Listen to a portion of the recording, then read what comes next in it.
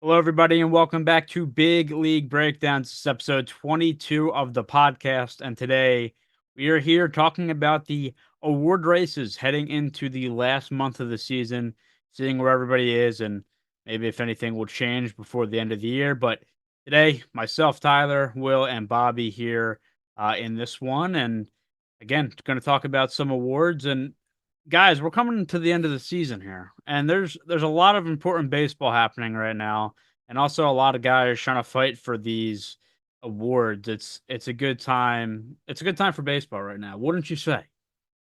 Sure.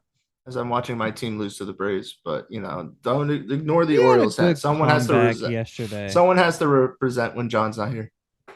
We had I a good just comeback yesterday. All right, this is gonna be an entertaining series. All right, I'm I convinced honestly of was this. expecting a split, so A split's you guys, fine for the that most would all, keep part. us all five you games guys would up. need, So yeah, and I know, it's funny because it feels like it goes from the dog days of summer to meaningful baseball so fast, and that's where we're at right now with September. A lot of big series, and again, a lot of spots where these players can solidify their places for these awards. So let's get into that. Um, Looking at MVP first, kind of talking about solidifying MVPs, it feels like it's already done.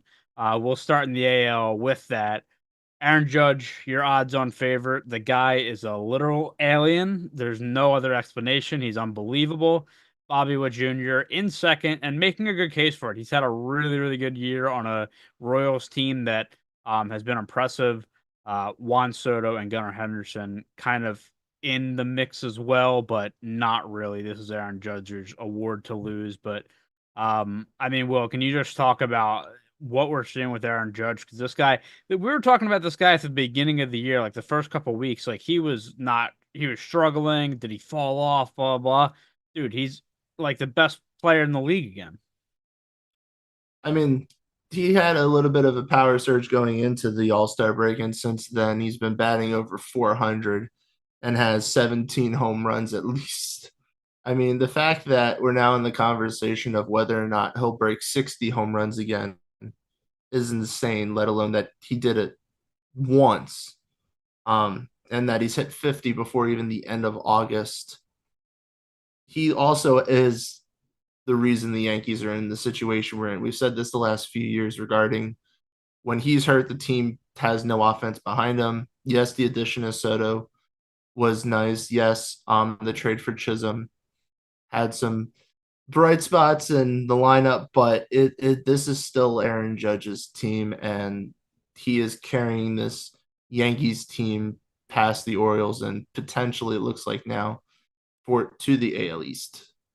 Yeah, and John loves to say it's Aaron Judge Aaron Judge, Juan Soto, and a bunch of guys. And He's man, I not really that wrong. he really isn't, and especially Chisholm comes in, he's hurt, and for a little bit he's now back, but I mean he's really been carrying this team, as you said. I mean, pushing 60 home runs again, with a month left of baseball. I wouldn't be surprised, honestly.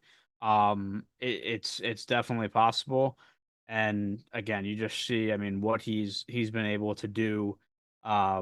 It's just been absolutely unbelievable from Aaron Judge. Again, 51 home runs, 123 RBIs, um, batting 333. Like there's just it's otherworldly what he's been doing this season. And I mean, Bobby, I mean, what's your take on this absolute freak of a human? Because there is not many people built like him. No, If there's not at all, like at all. Like, and the thing with Judge is that, like, think about just like the Yankees over the past couple years in one of the weirdest situations I think they've ever been in as a franchise, where like 2 years ago, remember Judge was doing another world tour of just how many ballparks could this man hit a home run in before the end of the season. I forget what he ended up finishing with at the end of it. But then not long after, Yankees don't even make the playoffs the following year. And it was more of a tough year. No one really remembers. Uh, no, everyone wants to forget that. All the Yankee fans want to forget how bad that year was, but it just he is a shiny beacon on a team that is starting to finally get to its true franchise form again. So they're going to continue to be scary. And Judge is something that I feel like hasn't been said yet.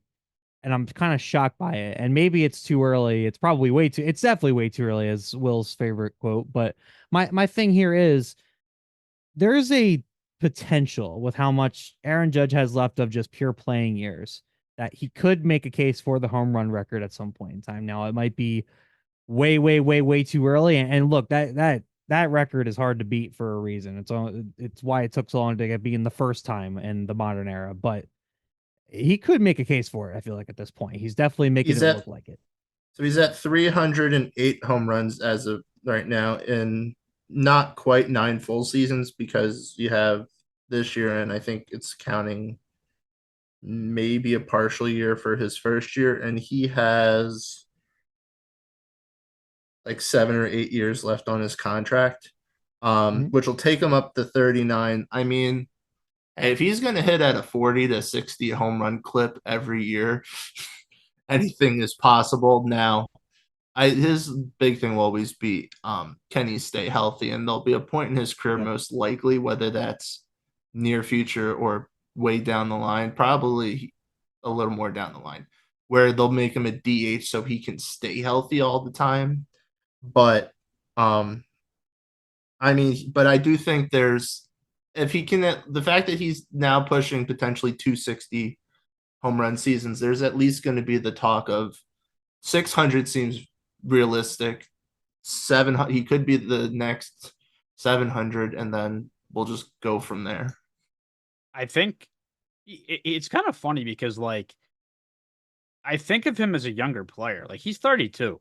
And I know he's been around for a little bit and he really didn't break out per se for a little bit, but it's like 52 home runs in a rookie year does not count as a breakout. Got it. no, I'm saying like where he is what he is. Like he like just superhuman. Like I don't know. To me it feels like he hasn't been around that long. I don't it like and especially really when you think about it, he's 32 and Soto is only 25, I think.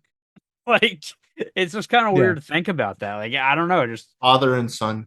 it feels like he hasn't been around that long. I think the home run record will be pushing it, but I do think he has a chance to get to 700, especially like Will said, if you're hitting, you know, 60 home runs a year or close to it, that'll help the case. Like Let's my move. thing, imagine if this doesn't happen. Like imagine if this went differently. Imagine if the world went a different direction at this year Yeah. for reasons not worth getting into that are honestly traumatic at this point. Yes. Hey, you never know. Never know. Uh let's talk about Bobby Witt Jr. because talk about an emerging superstar, a guy who is the five-tool player that, well, that John talked about with Gunnar Henderson, which is also Mhm. true. But Bobby Witt Jr. is insane. What he's done the last 2 months is absolutely bonkers, and I mean, he's really the only guy that has a chance at potentially catching Aaron Judge, although it feels so far fetched. Will, how? I mean, what are your thoughts on Bobby Witt Jr.? He's just an absolute stud. It's his second half that has really separated him from the rest of the pack. Going into the All Star break, we were having that conversation of who's the better shortstop, Gunnar Henderson or Bobby Witt. And it was Gunnar Henderson at the time. They were very comparable, but I'd say Witt wasn't. I mean, his average was still really good. It was like maybe like 317 in that ballpark. And he had home runs, but like mid teens. So he was fast. He got a lot of doubles and triples, some home runs. But Gunnar Henderson, at least at that time, was had power along with that, having nearly 30 home runs and was practically or almost leading the American League in home runs at that time. Bobby Witt's July will Hmm. probably go down as one of the most insane months that we'll see from a hitter ever in our time. Because the dude batted close to 500 in the entire month. Not like, oh, a 2 week span. He batted 489 throughout the entire month. He's batting 408 since the All Star break with 12 home runs. He has 28 for this season. He's only played like 35 games since then. His second half is so unreal right now. So, I mean, this is a glimpse of what the Royals are expecting in the future, and he is a big reason they've taken the leap. He is also the reason why Aaron Judge may not get a triple crown this year. However, Judge is still giving him a good run for his money. So Bobby Witt will probably fall short of winning the MVP this year purely because Aaron Judge is having another near record breaking like season. But I wouldn't be surprised if, let's say, the Yankees fall in the second place by the end of the season, and the Royals take first place, and Bobby Witt is still very much doing what he's doing now, and maybe Judge's power numbers plateau a bit. He just kind of rests in the mid 50s. That it becomes a bit more of a boxing match for who takes the award. I'd still give Judge my pick. Now and what I think will be the case. But Bobby Witt is definitely making a name for himself as maybe the best shortstop in baseball. And since John is not here to defend Gunnar Henderson, I can say that. I Gunnar had a crazy stretch of the year, and I'll give him that. But um, and oh look, you still had a really good year, right? But you can't He compare to still what is. Bobby. Yeah, but you can't compare to what Bobby Witt Jr. is doing. I mean, batting 344 on the year, as you said, maybe taking a triple crown away from Aaron Judge. He leads him by 11 points right now in the average department. So we will see. It's just funny too. Like I think WAR is one of those stats that is a little bit like I think it is good, but I think people relied on it a lot. But if you look at WAR, um, between like everybody in the league, it's Aaron Judge, Bobby Wood Jr. at 9.8 and 9.4, and then a drop off the Juan Soto at 7. Like there's a lot there. I know defensively, Bobby Witt Jr. again, a five-tool player, does it all. And like you said, if the Royals are going to make some noise, potentially get into the postseason, it's going to be on the back of what he does. And in their case, that's a good player to rely on. I mean, he has been great. And honestly, look, the Royals have been one of the best stories in the league this year. I think you know, there was people, I will give you applause on this one, that thought that they would take a jump this year. They did, but I don't think people expected it like this. And I expected like a 10 to 15 game win jump, not a yeah, like 30 win, like completely flipping record from potentially their previous playoff year jump. making. Yeah, I mean Mm-hmm. it's they've really been awesome, and I think they're an easy team to root for. And Bobby Witt Jr. also an easy player to root for with what he's done. But I'm pretty sure that Gunnar Henderson, Bobby Wood Jr. conversation is going to be going on for years to come because two absolutely phenomenal players. Outside of those two, again, in terms of MVP, I mean, Soto's there, but it's a two-horse race, and I really think it's only one at this point. Just unless Bobby Witt like starts hitting home runs every time he's up to the plate, I think it's going to be tough. But again, two great players in their own right.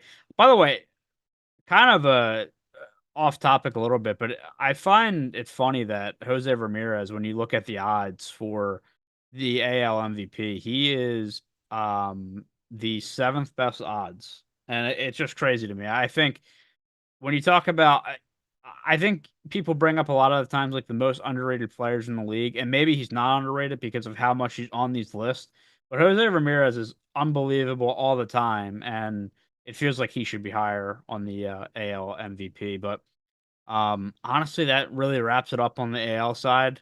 I personally have Aaron Judge winning it. I don't know if any of you guys are swaying for that. I'm sure you're not. I think it's pretty conclusive. I'm not even gonna take an attempt at that, to be quite honest uh, with you. but yeah, again, two great seasons. Let's move over to the NL, which may be a little bit more debatable, but not really, in my opinion. We will see how this goes. Shohei, the clear favorite, and talk about another person who's absolutely just not human. Shohei Ohtani getting to 40-40 in August. Chance he gets to 50-50, and the guy isn't even pitching this year. It's just absolutely insane. Francisco Lindor gets in there. We'll have a conversation about him for sure. He's a second, and Marcelo Zuna, who continues. I mean, he has really been one of the key reasons that the Braves are even in a wild card spot at this point. He's really kept them up. Other names on the list: Ketel Marte, Bryce Harper, and Elly De La Cruz running at the top six. Will, what is your take on the NL MVP? You said prior to the show that this isn't as clear cut as the AL, and I have some questions about that. So why don't you explain yourself? Well, the short answer, if we were having this conversation a few weeks ago, was that I would have said fairly hands down that I would not have considered Shohei the most valuable player. I would have said Ketel Marte. That being said, I feel like Ketel Marte's injury has probably hurt him a little bit. Because he's been sidelined for around a week at least. I don't know, maybe 10 days to 2 weeks now with what was it, like an ankle injury. Those damn Uh, Phillies. yeah, as I say, not knowing, having watched the game and seeing Garrett Stubbs with that slide, but but now, and I hate that I'm defending this person, but I am very much on the side of I feel like Shohei Ohtani gets a lot of immediate praise because he's Shohei Ohtani. And I feel like that immediately takes some spotlight off of other people, especially when you dig a little deeper into stats. And like you said, Shohei's not a pitcher this year. If he was pitching and doing what he was doing and having a decent year pitching wise, it would be hands down because he's doing what he's doing as a two-way player. But he's just a DH this year. However, the other person is also a DH. And if I had to say who I think truly is the most valuable player right now in the National League, I'd probably give it to Marcelo Zuna. Now, here's why. And this is going to cause a little bit of bouncing back and forth between a lot of stats that I'm looking at online. So I'm going to have to read them all one player at a time and not like truly compared side by side. But a lot of it goes into when I dig deeper into the stats, besides like the quick looks are Shohei Ohtani is batting 292. He has 42 home runs, 95 RBIs. His OPS is close to 1,000. And like you said, he's 40-40. And I think especially because stolen bases are a thing again, the fact that you get power and speed is the immediate eye popper of like, ooh, that's never happened before. This is only also like the second season that we've had where the whole base running rule is a thing. So you put these rules at a different time, we could be talking completely different about how often there were these big power and speed seasons. But for Ohtani, one thing for him is that he has somewhat slipped off in his second half. In the first half of the season, he was batting, if I can find it, because everything is all out of whack now on my phone. He was batting like a little over 300, and in the second half, he's batting 233. He still has some power, but his average is tremendously dropped off. Ohtani, though this is understandable, has a drop off versus left-handers, 308 versus righties, 263 versus lefties. Here's the second half. It is 233. As the season's gone on, his average has dropped and recently significantly. 226 for the month of August. And then when you start getting into some of his more clutch stats, that's when he actually starts to struggle a bit more. His batting average of runners in scoring position is only 220. And his average with runners in scoring position, 2 outs, is 269. And in high leverage situations, I'm sorry, I don't know what Baseball Reference considers high leverage, but I feel like everyone can paint enough of a mental picture to get an idea of when you consider high leverage. He's batting 253. So those aren't bad numbers, though runners in scoring position, 220 is not great from that type of guy. His average is also 268 in the leadoff spot, where it's over 300 batting second. So that's more of a not necessarily his fault, but that is a Dave Roberts choice of batting him leadoff. whereas Marcell Ozuna has been like the model of consistency all across the board and pretty much throughout the entire season. 306 versus righties, 317 versus lefties, 305 at home, 311 on the road, 18 home runs, the 19 home runs, 303 in the first half. He's actually a little better in the second half right now with 320. His OPS 7 points better at 967. He's batted over 300 3 months, and his worst month he batted 280 with 5 home runs and 18 RBIs. Um, he has the same batting average when whether the Braves are winning or losing games, and usually there's a bit of a drop off when a team is losing. He's a monster on the first pitch, batting 510 with 8 home runs. He has a 293 batting average with runners in scoring position. 411 when it's a late or close game, 316 if the game's tied, and in a high leverage situation, his average is 364, which is good for a 199 OPS plus. And the big thing you have to think about with the Braves too is if you want to say that Ohtani's stats are maybe slightly better, this is also the most valuable player that we're talking about. And in the Braves situation, there is absolutely no denial among everyone that the Braves have been hit by the injury bug and that their offense from who they do have has underperformed. Marcell Ozuna is probably the one thing that has kept them in the race as long as they have and not behind the Mets, especially since the team has dropped from being the favorite to win the division to clearly the first wild card spot, and now not necessarily staying afloat, but they're slightly treading water. At the Mets 3 games behind them in the third wild card spot, they could have a very different story if we were getting the Marcell Ozuna of like 2 to 4 years ago. So Yeah. I feel like if Ohtani was an outfielder and you had defense behind it, then I would probably give the edge too. But since you're talking about two designated hitters and the role Marcell Ozuna has also had to carry the Braves and be as clutch as he has and as consistent as he has year round, I feel like that in the end should be enough in my mind to overtake Ohtani and be the better player. It's just that 40-40 is kind of the quick flashy thing to look at. Yeah, and I think when you talk about MVPs, and it's not just baseball, it's any sport. There is that conversation of, okay, it's most valuable to their team. And I think if you're gonna make an argument for Azuna, as you said, that would be your point, right? Like Shohei, if he is not doing as good as he's doing, um, with the Dodgers still are the Dodgers. Like, and I know it's harder to make this argument this year because the Dodgers aren't running away with the division like they usually are. But if Shohei, if his stats are like a little bit less than they are right now, they're still making the playoffs. They're still going to be one of the best teams in the league.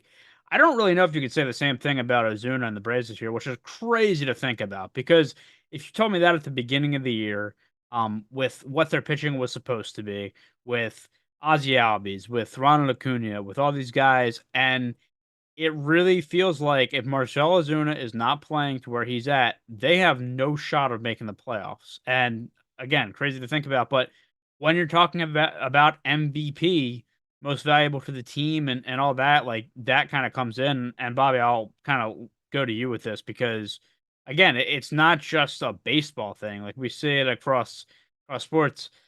Uh, the NFL, NHL, like anywhere you look, it's not always, oh well, this guy is the best. He's got the most, in hockey. That's the first thing I think of. He's got the most points, blah blah blah. It's about okay, what he's doing for the team. Like, what do you kind of make of that in terms of this situation with Otani and Ozuna? If Ozuna was to have an argument,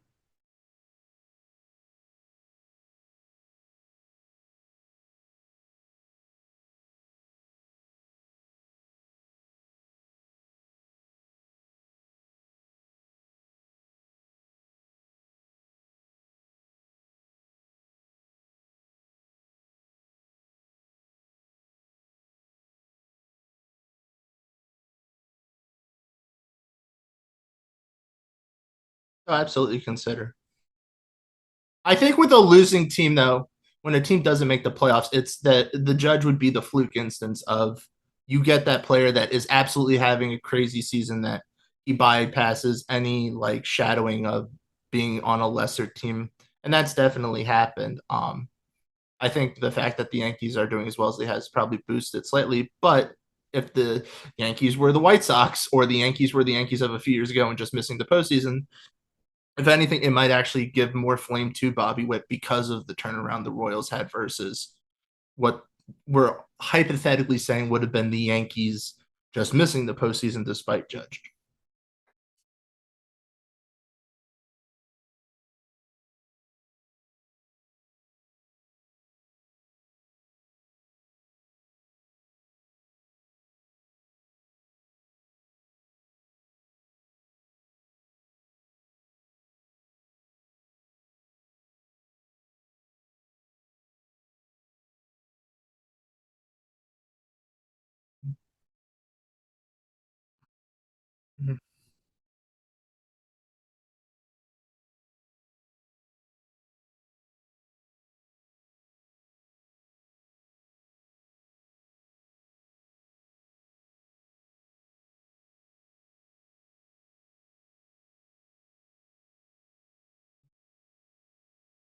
Yeah.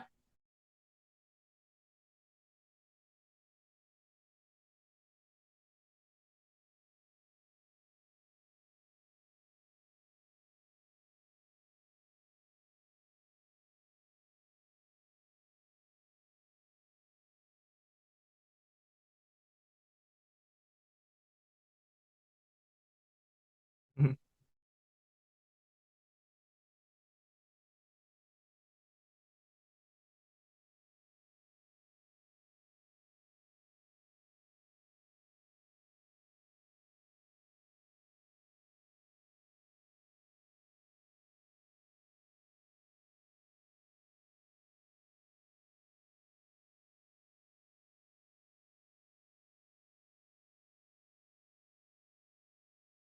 So one quick follow up then.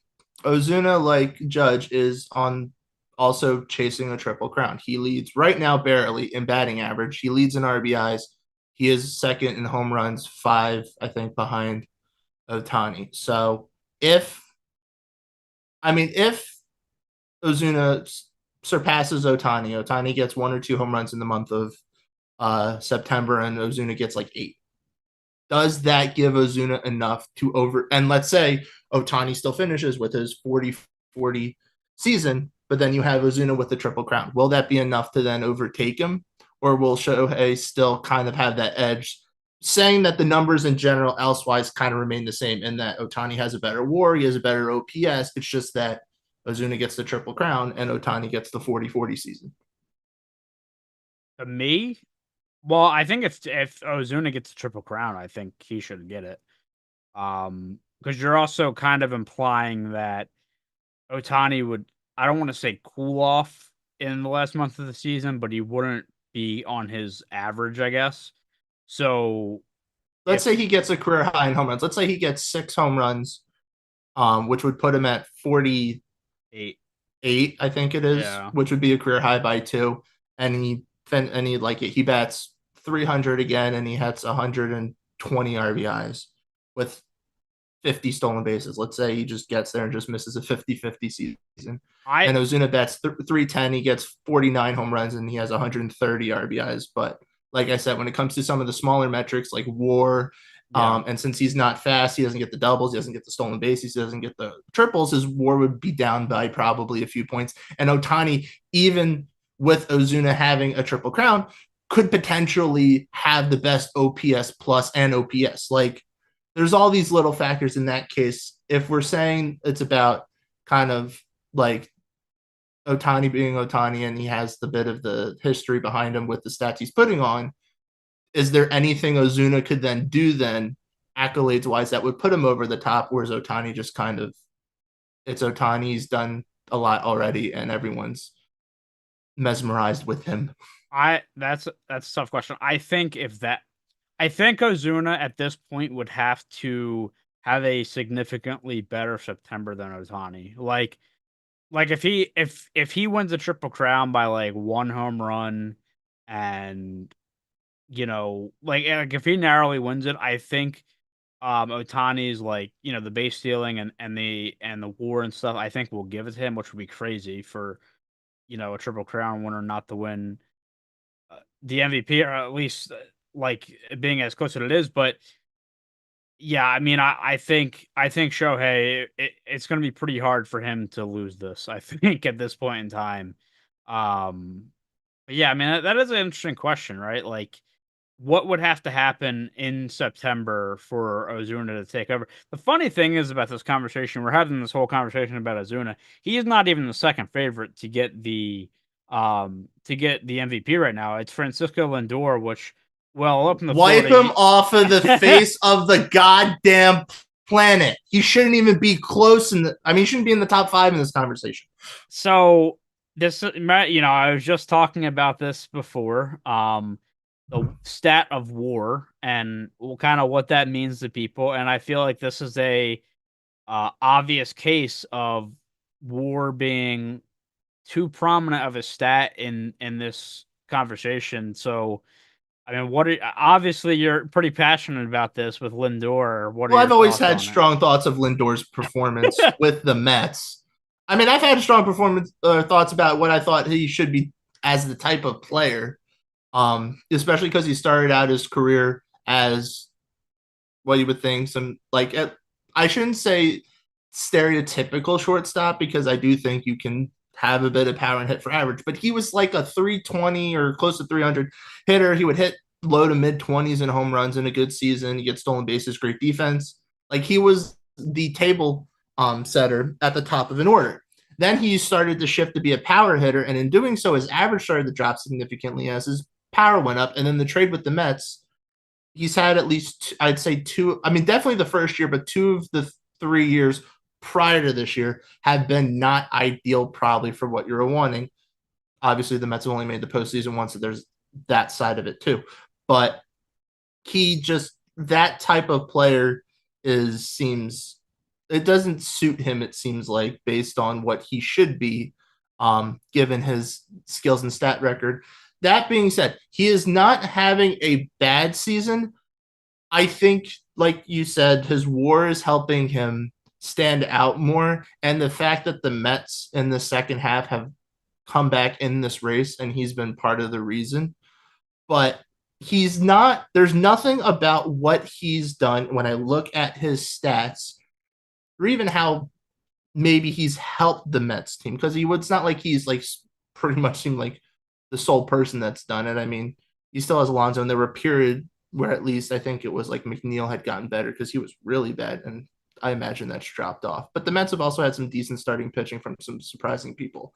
I think it's just the WAR. I think what you said is probably accurate with the WAR. There's nothing there that says MVP at all, and I feel like since he also is a player with a name, Yeah. that's probably a reason to think about it. Like,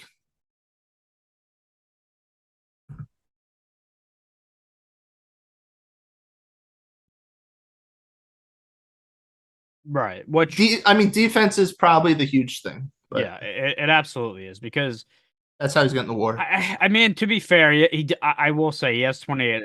He has 28 home runs. So Yeah, it's not bad, but yeah, I there's was gonna say better. no, I know, but like his case is he is playing shortstop. This is one of the most valued defensive positions. I guess I don't know what I'm trying to say, but He's like the captain of the infield.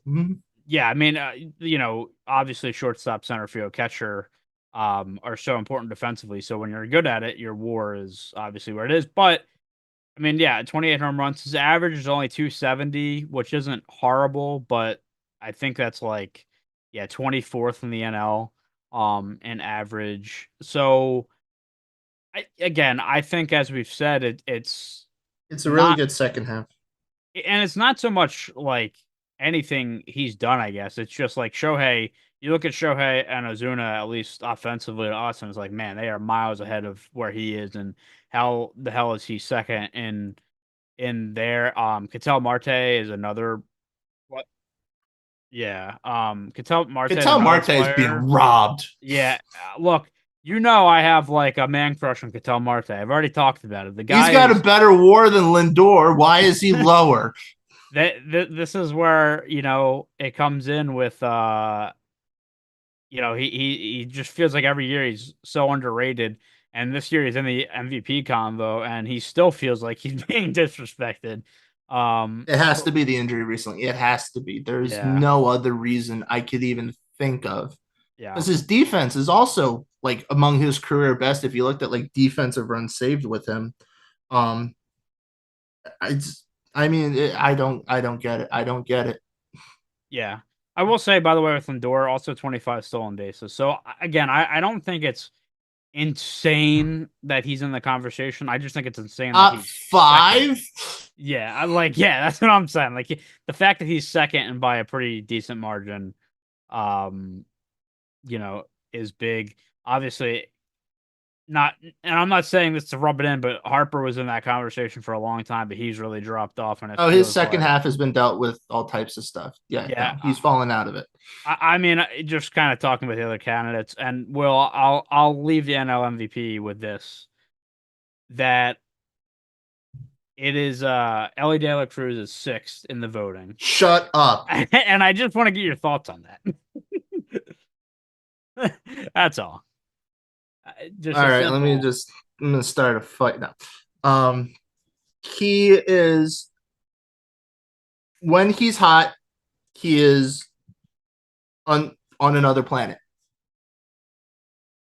When he's not, which is a fair amount of the time, he's literally like holding a team back. It is insane. He's batting 170 in close games, 163 in tie games. He can't hit with runners in scoring position, really, especially with two outs. The dude was literally living his first like 3 months of the season with like two horrible months and one amazing month that just had him stand out. His second half has been weird because his average has been better, but his power and his stolen bases are gone. I felt like it was 3 weeks ago. There was the whole thing of he hit 60. He's at like 61 now. Like, Yeah, you just call it quits with the wheels. Like, I don't get it. And it's also weird from a Reds team that when you look at their was it the run differential, they're in the yeah, plus and they should be a lot better than they are. And he is kind of heralded as the guy for the team, the most valuable player, the whatever you want to say, the offensive powerhouse. Like, I don't get it. And his defense is terrible. yeah. Like, Look, he has a good arm, but there's just so much that I don't get. I think he's a really good player, and I think there's two Speed sides. taking too much attention. Right, there's two sides with him. It's either you're on the side of this guy's amazing, he's the next great thing in baseball kind of thing, or it's this guy is overrated, and it's just what he does on the field is not that great. He's just really fast, and I feel like, look, I think he's a good player. Like, and I think he has his moments, but there's a lot he still has to work on. Obviously, he's a highlight reel. He's an electric player, but for him to be sixth in the voting is a little absurd. I'll leave it It's at that. absolutely because of the speed. It's absolutely because of the speed. Everyone's on this like honeymoon high with the stolen bases returning and suddenly seeing these numbers you haven't seen since Ricky Henderson appear year after year. I'm not taking that away from what Acuna did last year. 40 home runs and 70 stolen bases, batting nearly 330 is absolutely insane. Yeah, But like, I feel like once you have someone like eclipse 40 stolen bases, that's like the new home run. I mean, it's absolutely not. This game is still very much power over anything else. yeah. But the way stolen bases are like praised, it's like, oh my god, this person must be like Usain Bolt in disguise. That's what I'm saying. Like a guy is a track star, I understand, but um, I think I think there's time where he gets a little too overhyped. I also think there's times where he gets a little too much hate. So, I think as a Pirates fan, I say this with um Saying that some. out loud. I was gonna say I say this with some caution, I guess, but like I am excited to see him grow as a player. I just hopefully not too good because we're gonna have to deal with him Well, for you the moved next Danielle 3 years. Cruz to the outfield. You need a shortstop. Right. Well, we could have Ellie De La Cruz, Ryan De La Cruz, O'Neill Cruz. Holy shit, that'd be crazy. All right, let's move on to Cruising along. to the Cy Young starting here in the AL. This is very, very interesting. Out of the two Yeah. leagues, I'm telling you, man, it's a little interesting. Is it because you think a closer could win in the American League? I absolutely can. I Okay. could see it. I think it's between. So let's look at our top three here. It's Tarek Skubal, Emmanuel Clase, and Corbin Burns. I think Burns has kind of been getting hit around a little bit recently, and I think he's fallen out of it. So I think it's really between Tarek Skubal and He's Emmanuel had a bad Clase. August, and that's kind of hurt his season. Other than Yeah, that, he's actually been really effective. and I think he's definitely solidified as the third player here in the MVP, or not the MVP, excuse me, the Cy Young race. But to me, I think it is a two-horse race. Yeah. Tarek Skubal, thank God, Tigers, you didn't let this guy go. This guy is unbelievable. If you would have traded him to the Orioles, I would have had a fit. And funnily enough, the Orioles could use a guy like him right now, but that's beside the point. Yeah, I mean, what he's done is unbelievable, but well, it's hard to not look at Clase and go, wow, this guy is doing crazy things as a reliever and could really be the first player since I think it's 2003. Eric Gagne was the last reliever to win a Cy Young. What are your thoughts on this race? I mean, I think the fact that Tarek Skubal, since we're talking about triple crowns, currently has the American League pitching triple crown, which is leading the league in wins, ERA, and strikeouts, is definitely a factor, regardless of the fact that the Tigers are fizzled way out. But we knew that was always because of their offense, not necessarily pitching. I still feel like in the end, Skubal has to not have a horrible month, but has to significantly enough jump up his ERA um, and show signs of fatigue. Or if the Tigers want to be morons and shut him down because they want to keep him healthy, then that would be the way for Clase to get up there. But Clase is his ERA is 0.58. He has an ERA of 0 in the second half, which is 17 games he's pitched in. He's given up 4 earned runs in 62 and a third innings this season and only allowed 8 walks. So, and he has a 0.67 whip, walks hits per innings pitched. I mean, he leads the American League in saves. He's as sure of a thing as there is. But yeah, I mean, that was a question I kind of wrote down myself though, looking at this episode was what does a closer need to do to kind of put himself over the top from a pitcher? Um, I mean, if Skubal didn't have a supposed American League triple crown, maybe that could be a reason. Um, maybe if the Guardians can hold out the division lead, that'll be enough. It's really hard to say. It is really, really hard to say. I'd at the moment I'd still give Skubal the slight edge, Yeah. probably because he's doing it as a starting pitcher. He's doing this over an entire season, and he has, or I shouldn't say over an entire season. He's pitching expected to pitch 5+ innings every 5 days, throwing 100 pitches, and he's had 18 quality starts this season, which means 69% of the time he's giving you 6+ innings and 3 runs or less.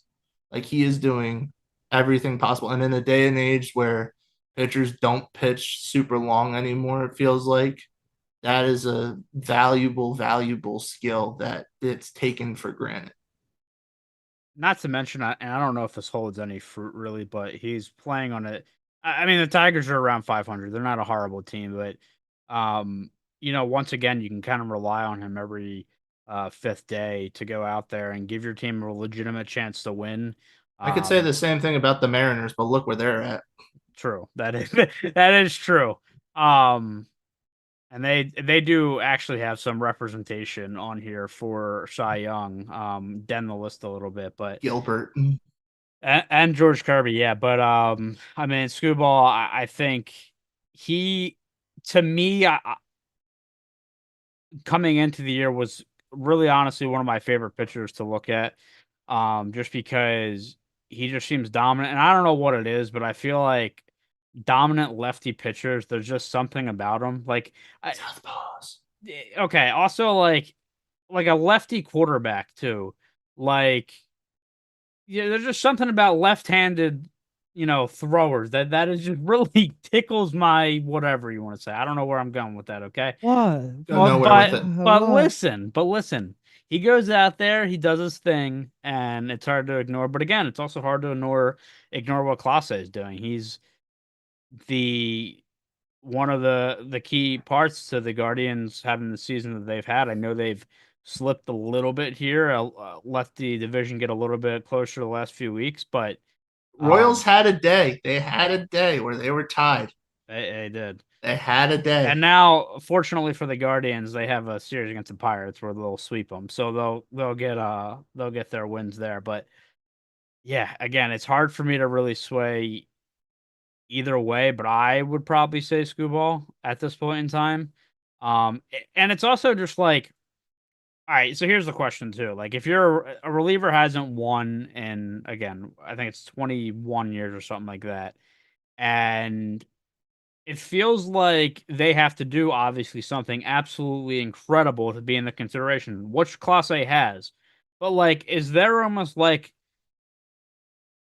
does he even have to do better, I guess is my question, to have a legit shot just because of it's not something that happens. Relievers don't win Cy Youngs. Like I don't know if I'm There's asking not the much. question correctly, There's but not much better he can yeah, do that's the really thing. because his ERA is so low. He really just needs Scooball to do worse.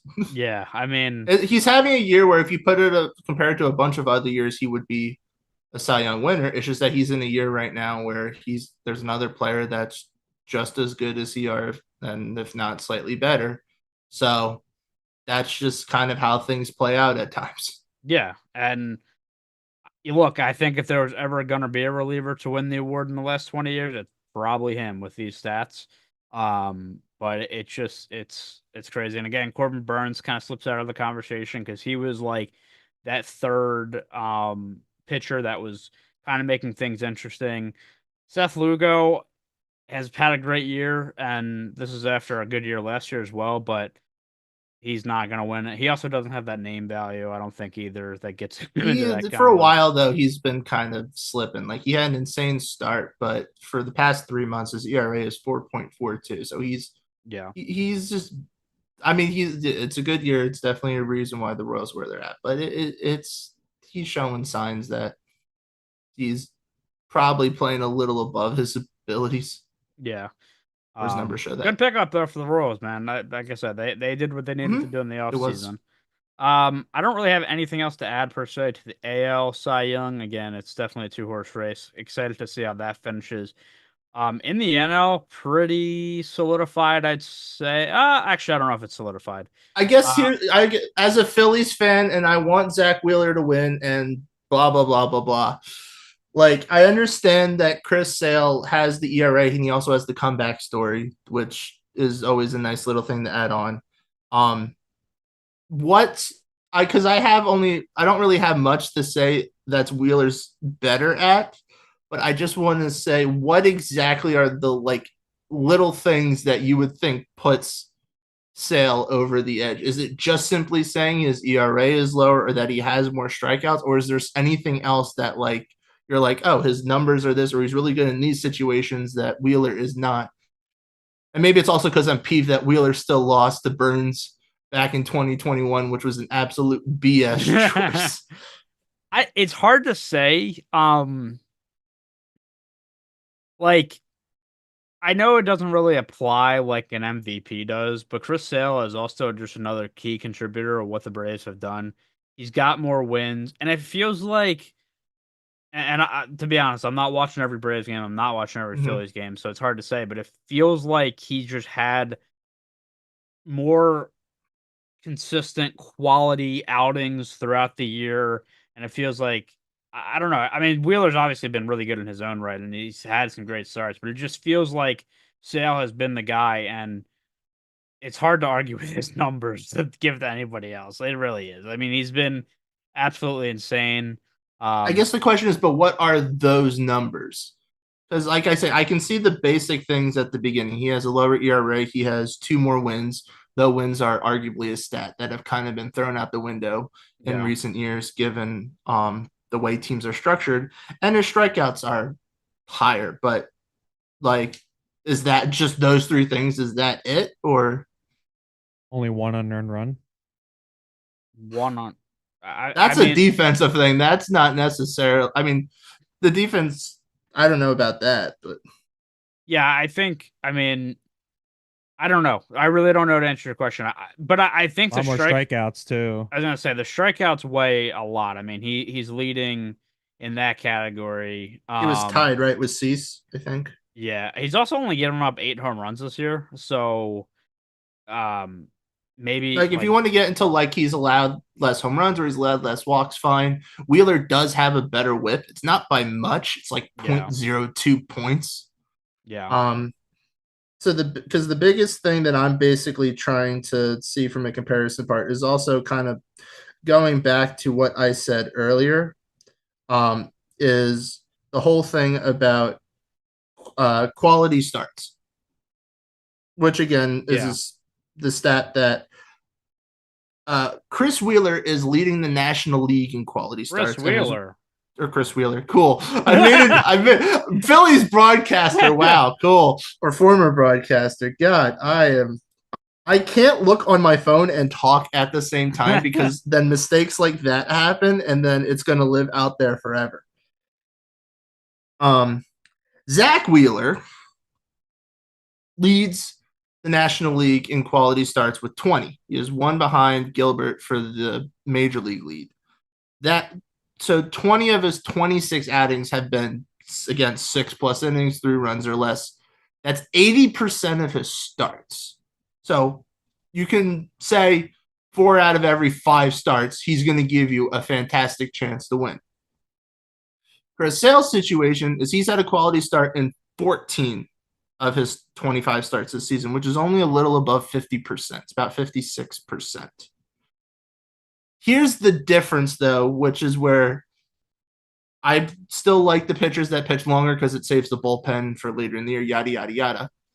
Wheeler's quality start or not quality starts, I think like 3 of them, if not 4, are outings where he pitched like 4 innings and he gave up like Yeah, 7 runs or 8 runs in those outings. So, and those are things that can absolutely balloon an ERA.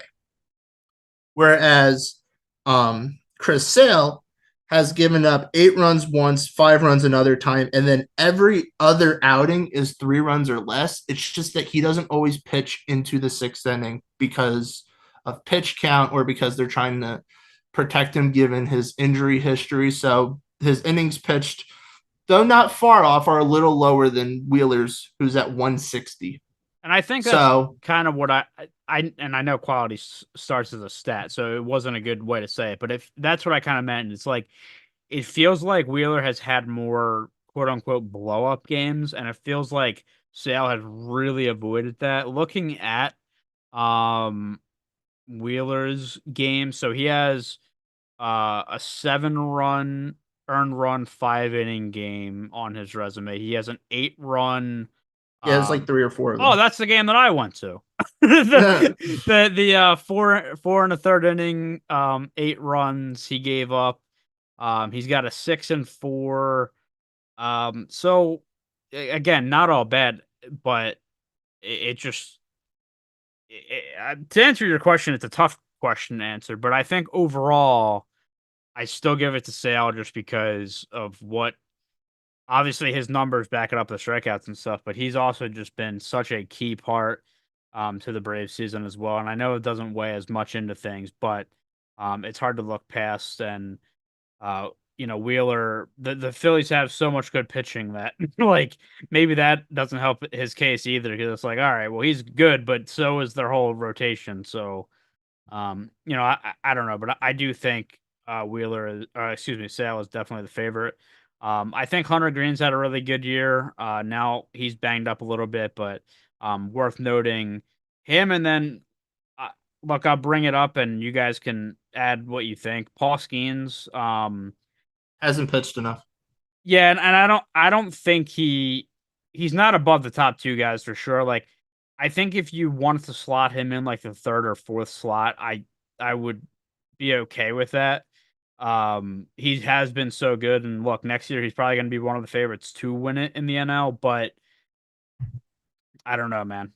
Like, as much as I love the guy, I don't think that, because people were talking about, "Oh, should he get the Cy Young?" and blah, blah, blah, and I don't think at this point, he should really be in consideration. I think it's really between Sale and Wheeler, and again, I mean, there's still a month of the season left, so we'll see what happens because you never know. I mean, Sale could maybe have a blow-up performance or 2, and it's looking good for Wheeler. I So mean, can I just say one final thing? Even though I mean, I'm trying to do fast math and it's hard. Just to compare the Wheeler Sale situation, um, is if you take Wheeler's like 3 worst outings, which were 8 runs allowed, 7 runs allowed, and 6 runs allowed, and then the 2 blowout or not blowouts, but 2 outings where Sales allowed runs, as I said, 5 and 8 runs or something. Just yeah. the only 2 times he's allowed more than 3 runs. So that puts him each at their other 23 games. That is, Wheeler's ERA is better by 0.25 points. Is it Which fair to penalize Wheeler because of those outings? Is the same thing enough ahead of Sale? Is basically the thing, because I would take the length always, and that was kind of the argument back in 2021, was that Wheeler had pitched a lot longer than any of the other candidates that season. He had like 213 innings and led the league, but when he yeah. got to like the 7th inning or something, he would sometimes give up like 2 runs and get taken out of a game, but the Phillies would still like be in a good situation versus like Corbin Burns that year, who barely made it past the minimum for innings pitched to qualify, got taken out by the 3rd time around in the batting order, and his stats were better because of it. But when you compared to like Wheeler's times in that same period, like he was better than Burns. It's just that his stats looked worse because he pitched a tad longer, because he was pushed farther because he could. Like, is it fair to penalize Wheeler because of those couple outings compared to Sale? Or is it just that there's enough between home runs allowed, walks allowed, or strikeouts that that in the end it's about, I guess, those minute little things rather than length I think and saving. for this case, yes, I think that Sale should still get the edge because of that. I think if you look at things overall, and the problem with what I'm about to say is this opens up a whole nother thing, and it's almost too much. But it's almost Don't like have time. no, it's almost like you want to weigh, I'll say meaningful baseball, meaningful innings more than other things, right? Like you're saying, okay, if you cut out these 2 bad starts where he let up whatever, how many runs in 4 innings, whatever the case may be, um, then and you look at the rest of it, his numbers are better. Like I think there should be cases where that comes to the forefront a little bit. I'm trying to really think of another But what example. wins you games in the end? Giving up 10 extra walks over a season, or having 25 more strikeouts over another guy, or the guy that has a lower ERA? And I know I'm saying that under the whole thing of Sale has a lower ERA, but I'm going back to that argument of it's skewed because of the types Right. of blowout outings Wheeler had versus the types of blowout outings that Sale had. And that's kind of what I'm getting to. It's like, okay, so if you kind of make that argument for this case with like the NL pitching, I feel like you could do that everywhere else, and that's where it becomes too much. So I think like on a Oh, I base, think you absolutely could. And I think that's why there's a lot of people that get overshadowed, I think or you could. some instances, vice versa. I think last year was a year I think Logan Webb finished second in Cy Young, and his ERA was like 3.3, and it kind of baffled me that he got so much credit. But like looking deeper into his numbers, he was the type of guy that pitched longer into games, and because of that, he sometimes pitched longer than needed and gave up more runs, but he kept his team in it, regardless of how bad the Giants' offense was. I think you can and you should look into stuff like that more. It just does it get to a point where okay, say you kind of do this for all the positions? Like, does it get like almost um I hate using this term, but like it's almost like a judgment call. Like you hear that in football all the time. Like it's almost like a judgment. Okay, so if this person values this more, and I just feel Everything like is. yeah, and Everything is a judgment call. I just feel like it gets more complicated, where that's why we rely on the overall baseline statistics so much, and it's Well, the opposite of that is kind of our argument for Ellie De La Cruz, right. where we're saying he's bad a lot of the time, but he's been hot for a good enough portion that, or he's been insanely good that it kind of skewed his stats probably a little better than we feel like they should be, and he's getting extra praise because of it. Right. I don't So, know. I mean, everything's always going to be a judgment call. That doesn't matter. And it would be way, way more tedious if you're like, oh, if I remove this month and all he did was this or whatever. And like, then that starts to really become a huge, huge, like, it's getting way too specific with statistics. But hey, that's how statistics work. You can twist statistics to fit anything you want in Yeah. the end if you You truly want I to. was gonna say you can make anything sound good if you twist it Right. enough. Right. So, but I'm yeah, in the end for me personally, I'm a big proponent for having length in your starting pitchers. 6 innings is always kind of ideal. And the fact that you can do that and then have a winning team, I think says even more to how you do. You could say maybe that could be something that hurt Wheeler too back in 2021 because he pitched a lot of innings, but the Phillies weren't winning. So in the end, it's like he was pitching more. Maybe his ERA was a little higher because of a couple outings he gave up runs, but in the end, it wasn't keeping Phillies in games. Where this year, it's the complete opposite. He's is keeping them in games. They're leading the division partially because of how consistently he's been good. So I Yeah. think that's all things to keep in mind is it's kind of a rehash of 2021 where in this case Sale is replacing Corbin Burns versus Zach Wheeler. Um, but I mean, I don't, I, with all that complaining and hoping my guy wins, if Sale wins, there's no, it's he deserves it. It's Oh not yeah. a Yeah. matter of I am so petty against the Brave winning that I want my Philly to win in its place. But there are other things that I feel like get overlooked purely because people look at quick baseline stats that like you could Yeah. pull up on any phone or the quick stats you look on your phone if you want to see more about a player, and that's not telling the whole story. That's like war. That's your Yeah. war. But then if you want to get into the advanced stats, then you can start seeing, okay, how valuable are they truly when you look between the lines? I think if if their stats are basically comparable to what they are now to the end of the year, it gets to the point where you're kind of splitting hairs, and you can do this for a lot of things. But it's like, all right, what does, as you said, that's different for everybody. What does somebody value over somebody else? And kind of splitting hairs in that way. But as you said, I think Chris Sale has been very deserving. I thought coming into the year with the Braves, I was like, man, that's a really sneaky good pickup. They get him behind Strider. I didn't obviously know that he was going to be what he is, and the best pitcher in the NL and what he's been for that team to keep them afloat. But Chris Sale has been a really good pitcher for a long time, and injuries have hurt him. But the guy has incredible talent, and as you said, very deserving of the reward. I think we'll do one more category here, because we'll do Rookie of the Year, AL Rookie of the Year. I don't have as many talking points on. I think NL there has been a lot of controversy around it, so we'll get to that. But AL Rookie of the Year numbers right now: Colton Cowser, Austin Wells, and Wilyer Abreu in your top three. Where is Mason Miller? Mason Miller is number four. That's the Eh, thing I don't get is I mean, that's probably the common belief that pitchers get shunned away a lot when it comes to Rookie of the Year. As in the sense they arguably do as well with MVP, but that's a slightly different story. yeah, But just like Mason Miller is still having an unbelievable season, even though he had that short little period in was it July that he was out yeah, with an injury. yeah. Um, I also don't think anyone in the American League is even close to standing out.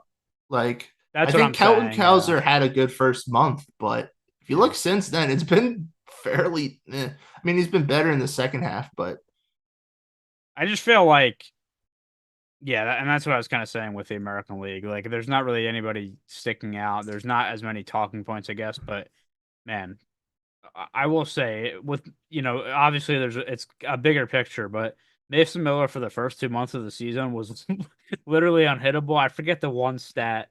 I think it was like um defensive whatever defensive adjustment, right? It was like negative. It had never been done before. mhm. So yeah, I mean, I think he, as you said, probably is being screwed over a little bit because of the situation, but the dude has still a 2.08 ERA. And he's just nasty. But yeah, again, like looking at the stats for AL Rookie of the Year, like as you say, Cowser had stretches where he was really good. Austin Wells has been decent for the Yankees and Abreu, but there's not too much sticking out. I to be honest, I don't even really have a prediction of who wins it. To be honest, I think it's like just It's looking like Cowser because that's all yeah, I hear everywhere, and I just don't get it. And he's truly alternated good and bad months. 297 average in April, 188 in May, 329 in July, 182 in June, and he's batting 240 as of like at least a day or two ago. yeah. Like, and he's batting 212, runners in scoring position, but 20 home runs sure looks nice. Yeah, that is true. Maybe that's what gets him across the line. But But man, look Everyone at predict that war. everyone was expecting Jackson Holiday to win that. They needed an Oriole to replace him. Hey, you know what? He's not going to win Rookie of the Year, but he's looked damn good since he came back. He's finally settled a little back there if his average is low 200s now. But yes, he's looked a lot better in general. He gave Orioles fans hope again for a second. I mean, when you bat what 059 and you strike out 50% of the time, there's not much That more helps. down than retiring. yeah, only up from there. Yeah, I honestly don't really have much more to add on this side, but I wanted to get to Rookie of the Year not just because it's Paul Skeens, but there really As has a been Paul a Skeens there really has been a debate in the behind Paul MLB Skeens. Twitter space of, Ooh, the tweeter. for so long. Oh, sorry, the X space. I always forget. X Uh, Force. the Gag me.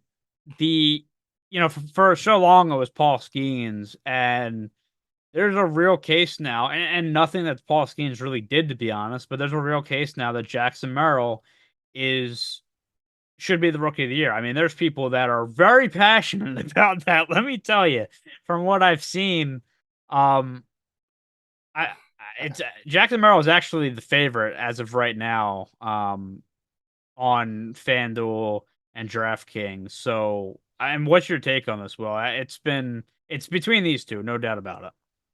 The short answer is I still give Skeens the slight edge. The reason I think Merrill has taken the limelight from Skeens in the eyes of many is because Skeens started a month late. Merrill's been getting better as the season's gone on. He's a position player, so he's not only playing every day, he's also fielding, hitting, and he's basically being a 5-tool player. But with the injury to Tatis, and Profar not really performing the way he did in the first half, Merrill is arguably the team's most valuable player right now. Yeah. And the Padres, like the Diamondbacks, have had astronomically good numbers in the second half and have helped solidify the Padres' place in the wild card race. So there's a lot going behind just kind of the momentum that he's led in San Diego. In the second half, he's batting 323 with 8 home runs, 30 RBIs, and an OPS shy of 1,000. As you So said, by the way, sorry to cut you off, but he's also gaining momentum in the fact that he's been Mr. Clutch for them. I mean, like you said, I mean, he's really won them games. And um, as good as Paul Skeens has been, uh, it's almost like, as you said, like Merrill feels like the most valuable player to that team right now. And when you're talking about a rookie, that kind of feels hard to top. And I really thought for a while that nobody was touching Skeens. Like he had it in the bag, but as you said, especially like recently and how clutch he's been. I mean, Jackson Merrill makes a really good case, and again, a lot of people, and I don't know if it's just because they're tired of hearing Paul Skeens' name, Paul Skeens this, Paul Skeens that, but there's a lot of people on train Jackson Merrill that he should be getting this Rookie of the Year Hey Tyler, award. I'm gonna use your favorite stat. Oh boy, War. Paul Skeens has a 1.0 better WAR than Merrill. Oh, then that means he absolutely wins it. Then that's look. I think either way, I I think what this is going to come down to is two things. Number one, are the Padres going to continue to play themselves into a playoff spot? I mean, I don't think the division is. It's possible, but I don't think it's going to happen. But is he going to get them into that playoff spot and be as good as they have been? And the other thing, and the big thing, is Paul Skeens gets shut down. Like I know there's only a month left in the season, so maybe at this point they wouldn't. But Now, you this would be the time they would when the rosters expand. maybe, but I mean, do you want to give this guy experience? But he's been so good, so does he need it? Like that pitchers you want to save their arms, and especially guys that throw 195% of the game. 225. And the Pirates have just been one of the worst teams in baseball in the last 3-4 weeks, so they're out of the playoffs picture. So at that point, do you shut them down? And I think that's a possibility. Mhm. Because the Pirates are dumb, I think they probably won't do it. As much as I love seeing Paul Skeens and I want to see him pitch every day. I would love that, even though it's not good for his health. But I think you do have to look at longevity, and um, it feels like this could have been the year where the Pirates made some noise and made the playoffs. It's not the case. So maybe we look to next year. This team is still young. You want to keep those pieces around, and maybe he gets shut down. Overall, God, man, it is really tough, and especially since you are comparing a pitcher and a position player. Um, it's hard not to say Skeens, but man, again, Jackson Merrill has just been incredibly clutch for the Padres, and it's really hard to sway. I mean, do you have a concrete answer for who you think it is? Are you still asking me, or is it Yeah, Bobby's turn? yeah, well, sorry. I'm fairly set on Skeens. I think what he's done is if he was able to reach 162 innings this year, I would have put him as the front runner for Cy Young without even a competition. I Yeah. think the only thing holding him back is the fact that he missed a month of the season. But that's just from a Cy Young race. He's pitched nearly 110 innings. He is not, if I'm right on this, and you're the Pirates fan, so you'll tell me if I'm wrong. It, I looked through his game logs. I did not see a game where he had allowed more than 3 runs. And that's One runs, not even just earned runs. Three one game runs. one He had game one he game. did, yeah, against the Dodgers. I'm gonna time this. You can talk, but I even then, yeah. he's got an ERA under 2 the last 2 months. Like he's having an absolutely insane season, and he has control. It's not just the Yeah. I throw hard, and if I walk 50 guys, so be it. Like Heel from the Yankees, who leads the American League and walks. I want to But say the game that he allowed the 4 runs to, I think he let up like a 3-run home run or something in the first inning. I think he let up like 4 runs in the first inning, but one was a 3-run shot, I believe, and then he still won 6 that game.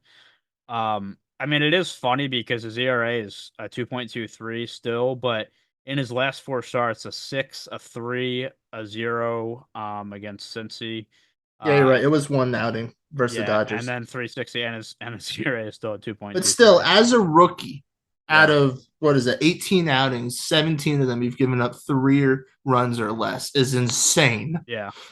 Yeah, it is, and I think either way you look at it, I think it's hard to really pick either of them. They're both deserving, but God, I would love for it to be Paul Skeens. Bobby, do you have any input on this? Of course, you're a big Pirates fan. You did predict them to go 162-0, so I did, and I'm very proud to say that I was at least somewhat close in my prediction. So that shows I'm understanding the game better. Like I'm proud of myself. I really went all out this year. I took a chance, made a call, and look at that. I was at least somewhat close to right. I here's the thing.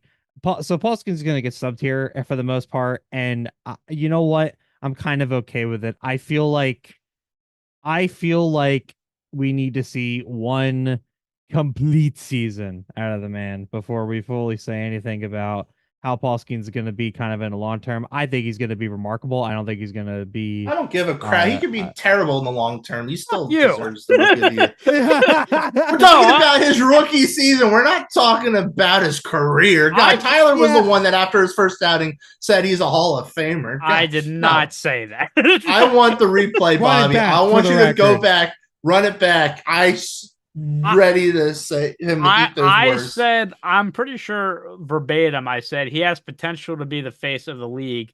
And that's what people are saying. I didn't say that. Well, when you have an acne-ridden face like that in the stash, I'm very humble. Yeah, you can be the face of a lot of things. Popular girlfriend. Yes, you know. And you throw what? But it's not Taylor Swift, so that died off quickly. 103. Bro, I'm telling you, I was a knucklehead because when they drafted him, I wanted him over Cruz, but I was like, man, Dylan Cruz might be a player one day, but Paul Skeens is, again, he could be the face of the league. You never know. He could be the best pitcher. He could win 10 Cy Youngs back to back to back to back. I'm just saying it could happen. I think Shohei Ohtani. But I'm very humble. The league, the face of the league. You're forever. humble. Yes, I'm very humble. All the words I can use to describe you. Humble, absolutely.